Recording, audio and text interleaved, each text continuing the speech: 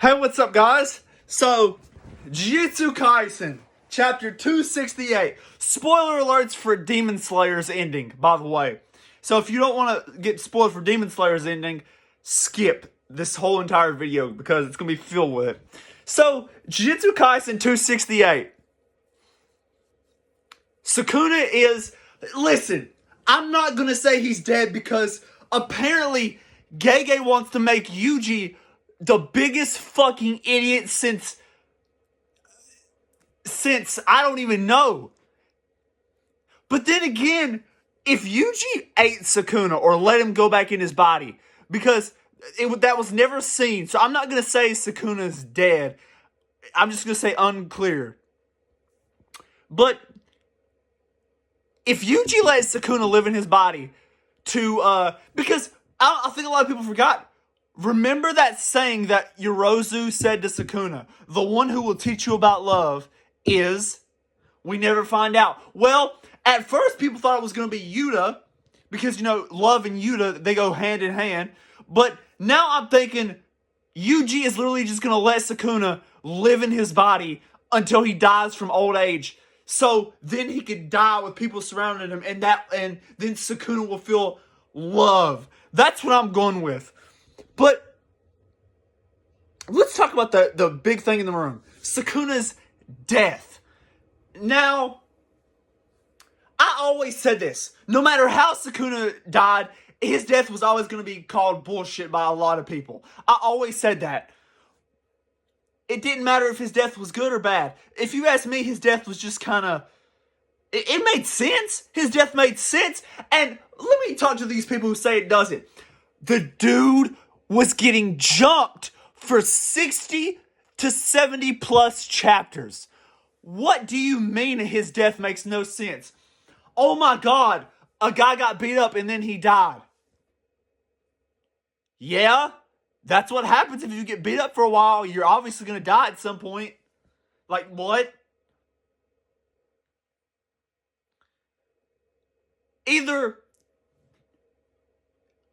Listen, Sukuna got hit with what? 17 hollow purples, 20 Jacob's ladders, 79 black flashes, fucking sword to the heart.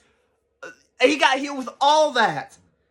Obviously the dude's gonna die. Brain damage, 75 infinite voids. And let me say this.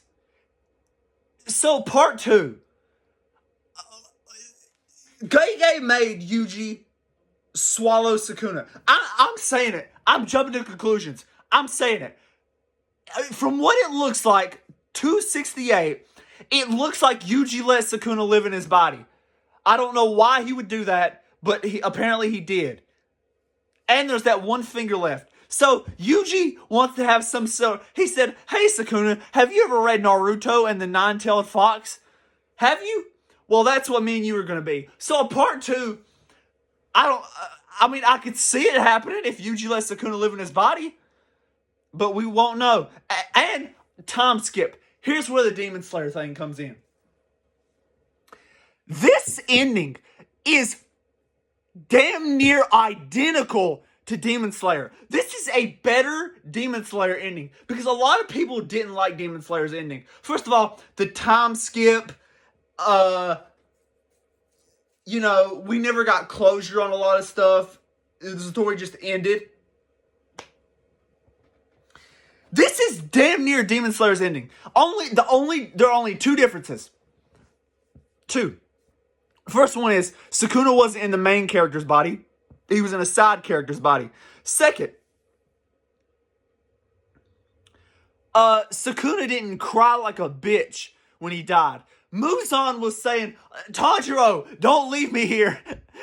He literally pulled a fucking Michael Afton and said, no, not a Michael Afton, William Afton. He said, Michael, don't leave me here, please. He was literally crying. Muzan was literally crying for Tanjiro not to leave him.